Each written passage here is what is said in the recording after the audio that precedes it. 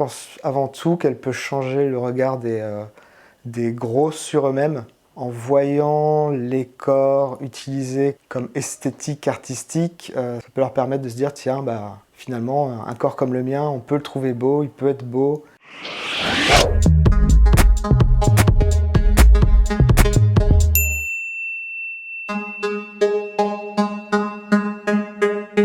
Bonjour, je m'appelle Marc, alias Perlouse, j'ai 40 ans et je vis à Paris. Mon travail consiste à assembler des petites perles en plastique. Initialement, ce sont des loisirs créatifs pour enfants et je les détourne pour faire des pièces de pixel art LGBT et surtout des pièces LGBT BR. La matière première, donc ce sont ces petites perles en plastique de toutes les couleurs qu'on assemble sur une grille et ensuite on fait chauffer la matière.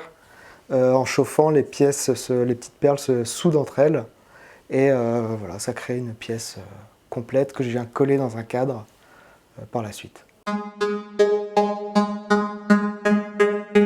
Depuis que j'ai commencé à faire les pièces Perlouse, je me suis directement dirigé vers le milieu bear, la représentation bear, plutôt des garçons bien en chair.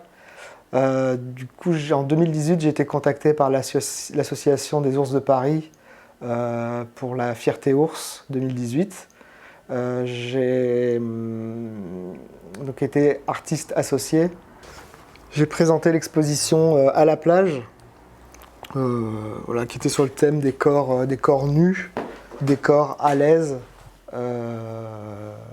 au bord de la mer, sous le soleil, avec toutes les morphologies qu'on peut rencontrer, tous les types de tailles de personnes, de couleurs de peau. Ouais, pour l'exposition Gros et Beau,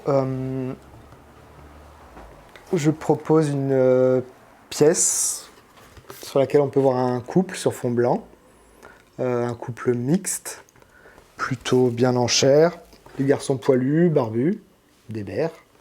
Et je les ai représentés nus pour montrer une forme d'intimité.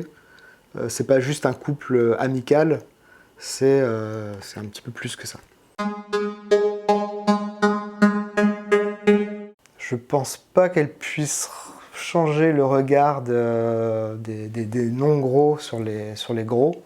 Je pense avant tout qu'elle peut changer le regard des gros sur eux-mêmes. C'est-à-dire que en voyant les corps utilisés comme esthétique artistique, ça peut leur permettre de se dire, tiens, finalement, un corps comme le mien, on peut le trouver beau, il peut être mis en scène, il peut être mis en lumière.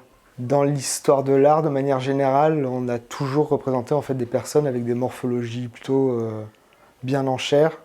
Je pense à des nus de femmes dans les siècles passés où elles étaient toujours représentées avec des bourrelets, des hanches, des seins, des corps qui exprimaient la féminité. Et c'est vraiment depuis très peu de temps, depuis les années 80-90, que finalement que l'industrie de la mode a tendance à mettre en valeur des corps amaigris comme étant une esthétique de la beauté. Mais dans l'art, de manière générale, j'ai l'impression que les gros ont toujours été mis en valeur finalement.